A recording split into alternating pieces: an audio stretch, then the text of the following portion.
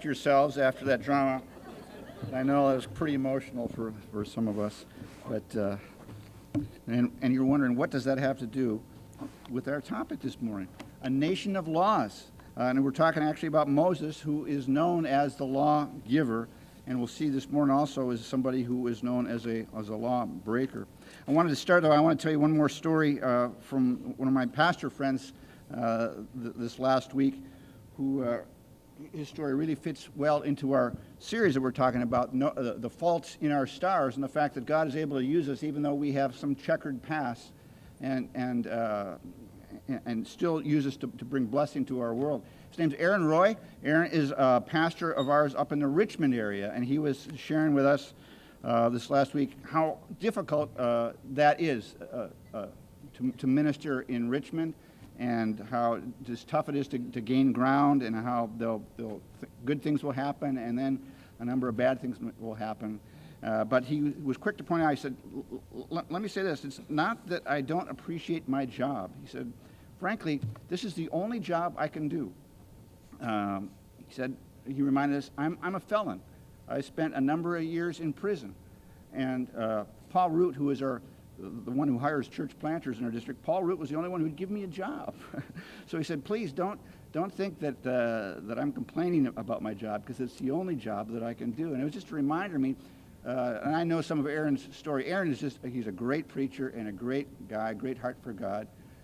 He is working in a very tough part of the Bay Area. But Aaron has done some things in the past that landed him in prison, and yet God is still using him. And God has changed his life completely and is using him to bring blessing in his part of the world. So if you do think about praying for our pastors, in addition to praying for Pat Gordon up in Napa, pray for Aaron Roy in the Richmond area. Well, he is one of the biggest stars in the biblical galaxy. Moses is his name.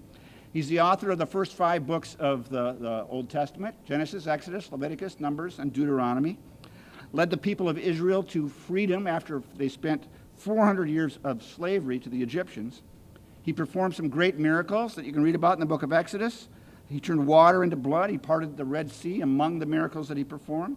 And like we just said, he is the great lawgiver, giving us the 10 Commandments, hundreds of other laws that have shaped the morals and cultures not only of our particular country, but of countries around the world. And yet, while he is a star of the faith, Moses was not without his faults. Major faults, as a matter of fact. Long before he became the great lawgiver, Moses was a lawbreaker. And that's what this series is all about. How God is able to redeem our flaws and our faults and our failures and still do great things through us to make a huge difference in the world around us. You probably heard this expression before, to shoot yourself in the foot.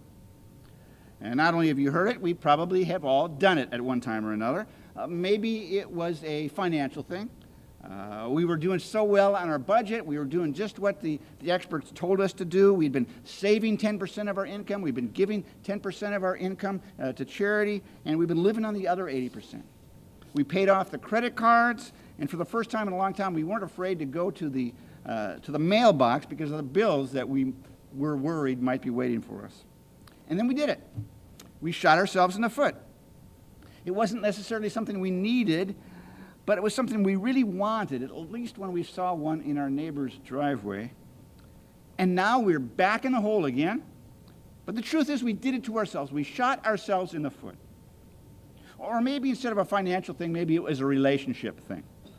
We were working so hard on becoming a better listener, to think before we spoke, to look at things from our partner's perspective.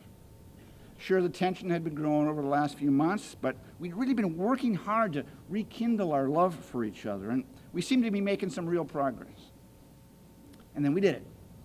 We shot ourselves in the foot. She did something that got under our skin, and it's like we just couldn't help ourselves. We couldn't hold the sarcasm in any longer. It was becoming painful. And as soon as the harsh words left our mouth, we knew it was the wrong thing to say. Her face said it all. The hurt in her eyes, the tightness around her mouth, and if her face didn't say it, the door that she slammed certainly said it. We had said something stupid and hurtful and we knew it, we had shot ourselves in the foot. There's other ways of saying it. You made your own bed, now you have to lie in it, is one. You've dug your own grave is another, or you've painted yourself into a corner. The bottom line is this: you are in a bad place, and you did it to yourself. You've come to a dead end, financially, relationally, vocationally, personally, and you have no one to blame but yourself. And yet here is the good news. What are dead ends for us aren't dead ends for God. Have you ever watched any of the Spider-Man movies? There have been a bunch of them over the last 12 or 13 years. First, there were the 3 Tobey Maguire Spider-Man flicks between 2002 and 2007. I looked these things up because some of you actually pay attention to these details and will correct me afterwards if I get it wrong. More recently, we've had the Andrew Garfield Amazing Spider-Man movies in 2012 and 2014. And if you've watched any of the Spider-Man movies, you know that there's pretty much no such thing as a dead end for Spider-Man. It might look like he's trapped in an alley, like there's no way out, but Spider-Man always seems to find a way out. If he can't go forwards, if he can't go backwards, he can always go up where nobody else is able to go. Dead ends are not dead ends for somebody with Spidey powers. But you say, well, that's just in the movies, right? There's no such person as Spider-Man. Now, I know I have to be careful, but you're right. There is no such person as Spider-Man. But there is such a person as God. And dead ends aren't dead ends for God. You might have shot yourself in the foot. You might have dug your own grave. You might have painted yourself into a corner. But we have access to a power far greater than the amazing Spider-Man. We have access to God's amazing grace. And because of God's amazing grace, what seem to be dead ends aren't. Moses, as we're going to see in the next few minutes, was at a dead end. And it was his own fault. He messed up in a big way. Certainly a bigger way than any of us ever know. But what seemed like a dead end turned out not to be a dead end at all. It turned out to be just the beginning of an extraordinary life that quite literally changed the world. Let me jump into his story and I'll show you what I mean. Well, years before Moses stumbles by his own doing into a dead end, God rescues him from a dead end that he had nothing to do with. If you've read the beginning of the book of Exodus, you know that Moses was an at-risk baby well before he was born. That he very nearly didn't make it into this world. Here's some of the backstory. First book of the Bible is Genesis, and Genesis tells us the history of the people of Israel and how they happened to come to make their home in a place called Egypt. When the book of Exodus opens, the second book of the Bible, Egypt is not so much their home as their prison. The Egyptian people who at first had welcomed the people of Israel had become now afraid of the Israelites because they were becoming so numerous. They were afraid that these immigrants were taking over their country. And so they made them into their slaves. Here's how Exodus puts it. They made their lives bitter with hard labor in brick and mortar and with all kinds of work in the fields. In all their hard labor, the Egyptians used them ruthlessly. But even making them slaves wasn't enough. The Egyptians wanted to stop the people of Israel from reproducing. And so the king of Egypt gathered the Hebrew midwives, and he gave them an order. From now on, he said, if the Hebrew women deliver a girl, well, you can let the girl live, but if they give birth to a boy, your order is to kill it. Now, this is right when a woman named Jochebed is about to give birth to a son that we will come to know as Moses. In other words, Moses' beginning seems destined to be a dead end. And it would have been, except for 2 very courageous women who who out of their devotion to God, choose to disobey the king's order. Their names were Shiphrah and Puah, in case you're looking for names for your kids. Here's what the text tells us about them. The midwives, however, Shiphrah and Puah, great courageous women, feared God and did not do what the king of Egypt had told them to do. They let the boys live. So God was kind to the midwives, and the people increased and became even more numerous. And because the midwives feared God, he gave them families of their own. Let me tell you about another courageous couple. Bob and Pam were their name. Bob and Pam were missionaries in the Philippines for many years. This particular year, 1985, 30 years ago now. And Pam contracted a disease called amoebic dysentery. She went into a coma. She was so sick. Doctor gave her these very strong drugs to combat the infection in an effort to save her life. And doing blood tests, they discovered, though, that Pam, in addition to being ill, was pregnant. This would be her 5th child. Unfortunately, the drugs that they had given Pam to fight her infection caused the placenta to detach from the uterine wall, depriving the unborn baby of oxygen. When Pam was told that she was pregnant, she told the doctors to stop the drugs that they were giving her. But the doctors warned her that the high doses of medicine that they'd already given her had irreversibly damaged the baby. And so the doctors advised Pam and Bob to abort the baby because it was very likely he was not going to survive. If it survived, he was going to have serious problems. And they said, beyond that, here's the thing, Pam, your life is in danger. It's very likely that you're not going to make it through the pregnancy, and if you do, that you'll die after you give birth. Bob and Pam wanted another opinion, so they found another doctor, the best doctor they could find. His advice was the same. An abortion is the only way to save your life. But that was not an option for Pam. Instead, Pam and Bob prayed, and they asked God, and they begged God to spare her life and to spare the life of her child. She made it through the pregnancy. Finally, the day came for the baby to be delivered. And the doctor who delivered the child reported that while only a small part of the placenta was attached, it was, quote, just enough to keep your baby alive for all these months. They still weren't out of the woods. Both Pam and her baby faced some very serious health issues. It was a touch-and-go situation for quite some time. The baby was seriously malnourished. But they could tell right from the beginning this little guy was a fighter, and he survived. And Bob and Pam Tebow decided to name their son Tim. You've heard of him.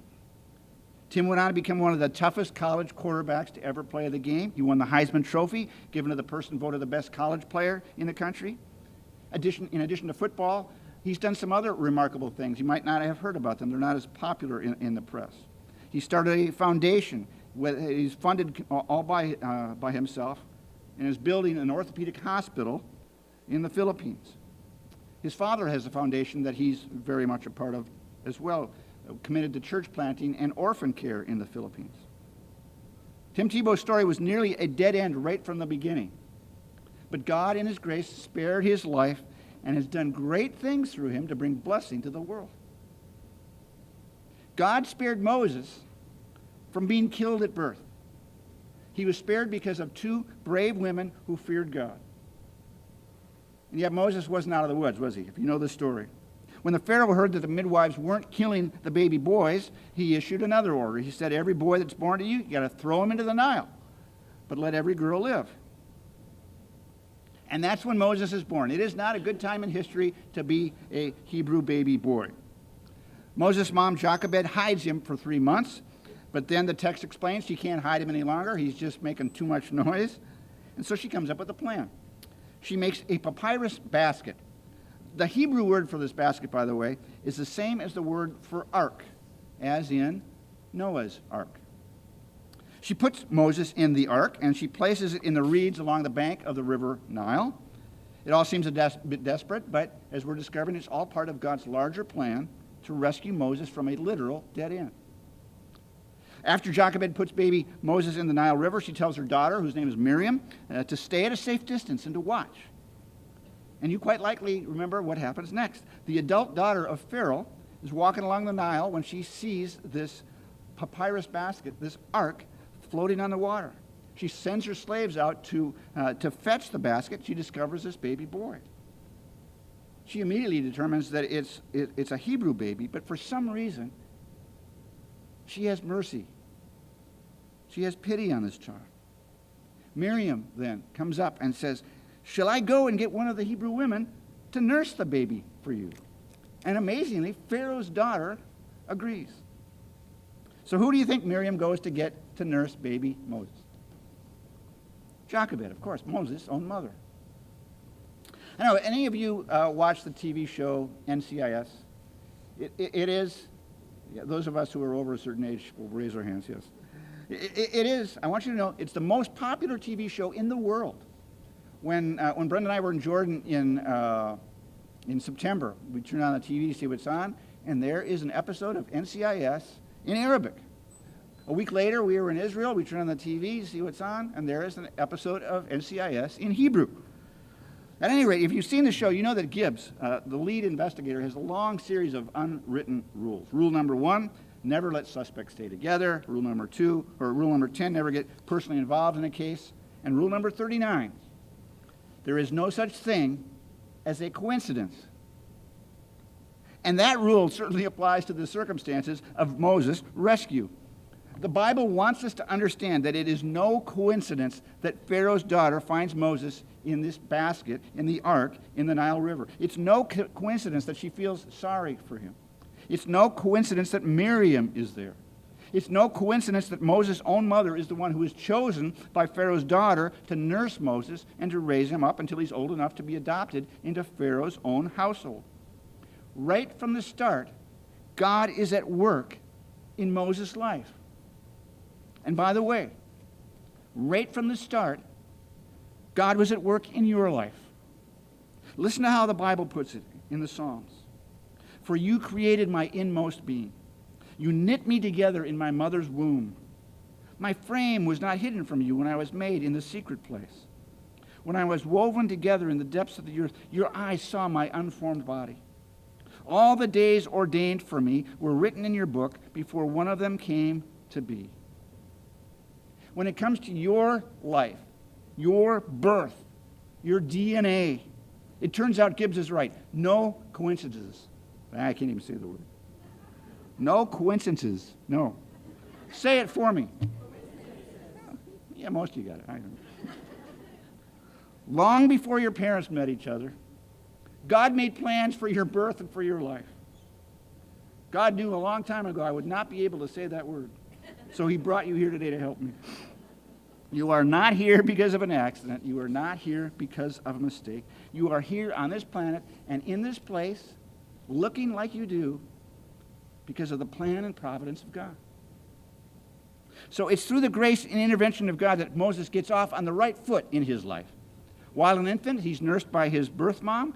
Then he's raised in Pharaoh's court, given the best education in the world. Acts 7 tells us this. It says, Moses was educated in all the wisdom of the Egyptians and was powerful in speech and action. But while he starts out on the right foot, he then does something that we've all done. He shoots himself in the foot. He messes up. This is how Stephen tells the story of Moses in the book of Acts. When Moses was 40 years old, he decided to visit his fellow Israelites. He saw one of them being mistreated by an Egyptian. So he went to his defense and he avenged him by killing the Egyptian. Moses thought that his own people would realize that God was using him to rescue them, but they didn't. Now that last verse is really key because it tells us that Moses understood that God had called him to rescue the people of Israel from the Egyptians.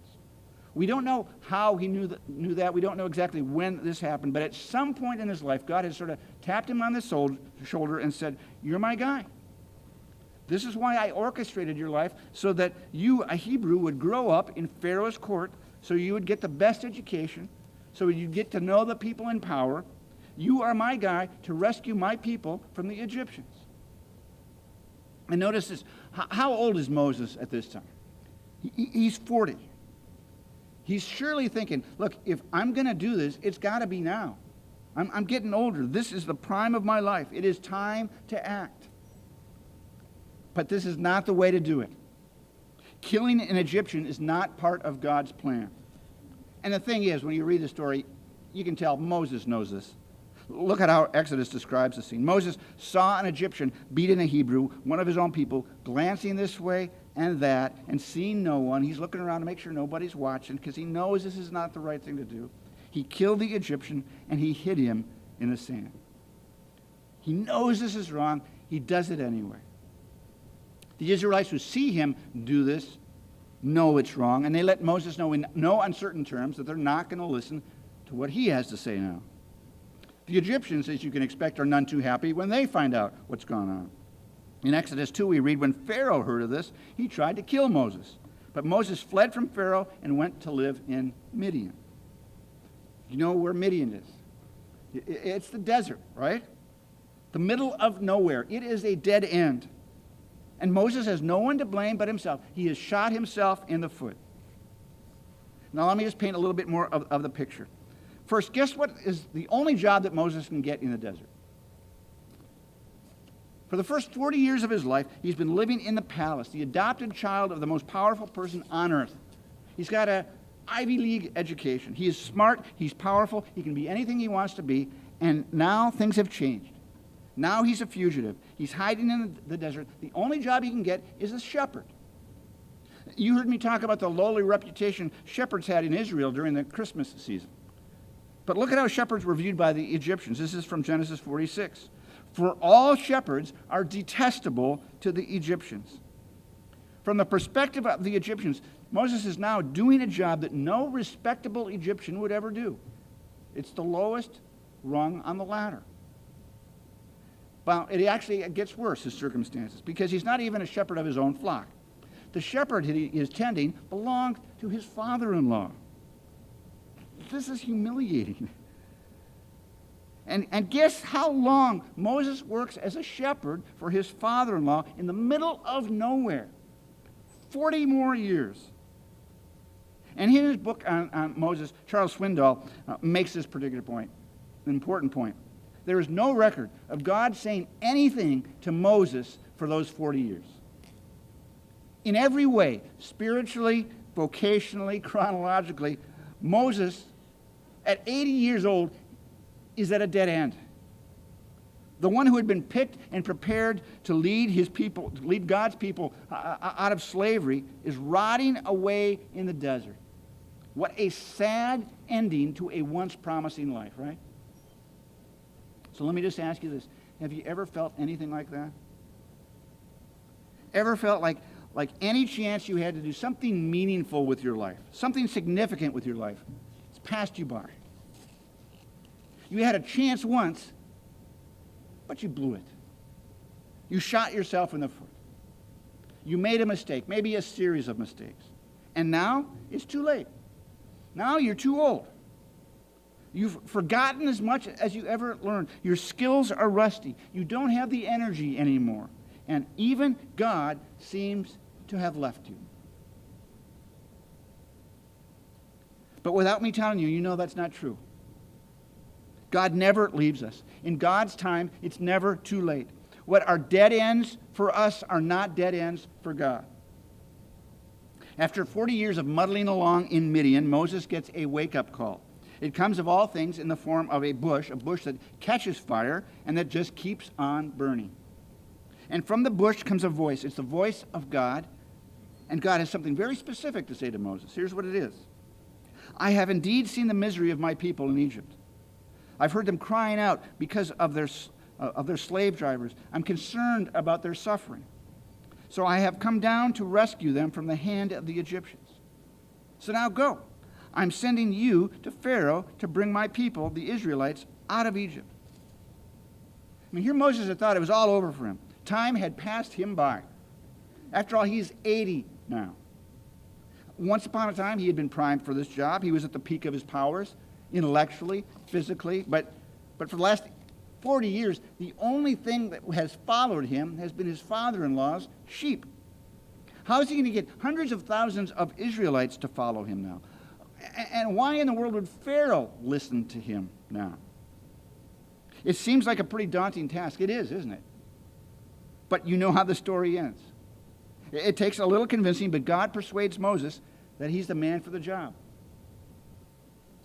D.L. Moody was an evangelist from about 100 or so years ago. He wrote this about Moses in his commentary. He says, Moses spent his first 40 years thinking he was somebody.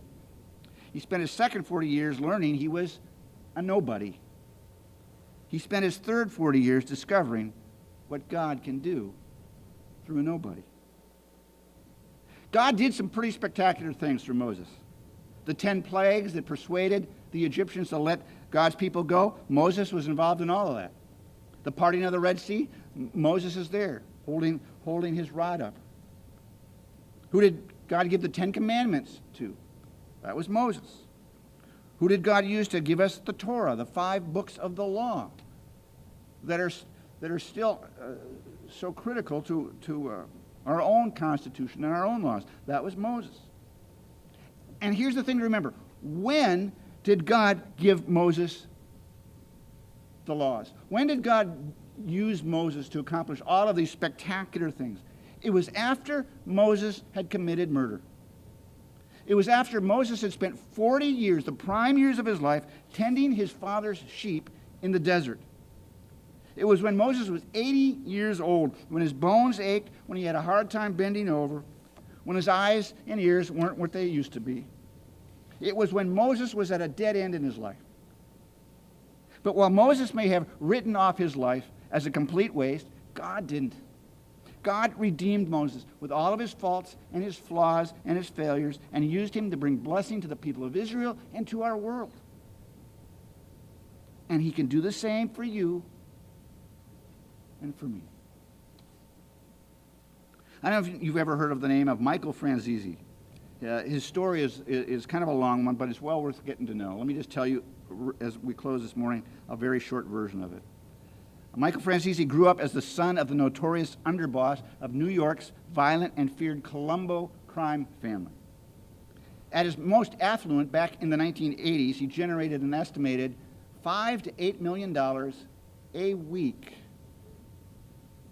through his illegal businesses. It was a life filled with power and with luxury and, as you'd expect, deadly violence. Michael had one run-in after another with the law, but he used his connections with the mafia to get off of one charge after another. And then Michael did something. He fell in love with a young dancer from California, a young woman named Camille Garcia, a young woman who happened to be a follower of Jesus.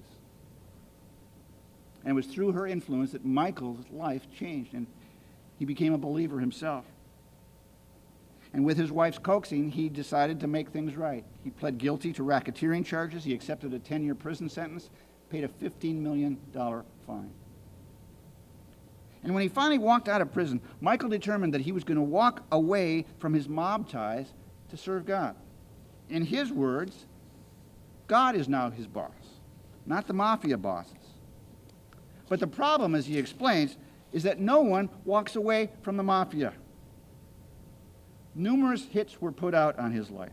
He seemed to be facing a literal dead end. And there was no getting around the fact that the mess that he had made was of his own making. But you know what? It has now been 20 years since Michael was released from prison, and he's still alive. For the last 20 years, he has dedicated himself to helping gang members get out of their gangs, to helping gambling addicts get out of gambling, and to persuading people of all kinds of their need to follow Jesus. He's spoken on more than 400 college campuses. He's addressed professional athletes in Major League Baseball, in the NBA, in the NFL. He's a frequent speaker at business and at law schools, which I find so ironic. Michael has his faults, by his own admission. I mean, let's face it, he was quite an evil guy. And yet God has redeemed his flaws and his faults and his failures to bring blessing to a broken world in a way that probably no other person could. And God can do the same through you. I don't imagine that you've done anything like Michael has done with his life, but you've made mistakes. We've all done things we aren't proud of. And we've all had the thought, you know what, maybe it's too late for me now. Maybe my time has passed. But that's what God's amazing grace is for. So let's take our faults and our flaws to our God, and let's ask him to redeem them and to use them as only he can. The band's going to come and lead us in one last song, and as they do, would you stand with me in a moment of prayer, and let's talk to our amazing God and ask him for his amazing grace. God, you know each one of us. You've known each one of us since before we were born. You were there putting us together in our mother's womb, preordaining our DNA and wiring us up to be just the way we are. And God, you have seen long before what each one of our days would be like. You knew the things that we would do well. You knew the things that we would mess up. Yet, God, you are so gracious to us and so good. And your power is just beyond our understanding, that you could use people like us, despite all of our messes and mistakes, and make something beautiful out of our lives and use us for good.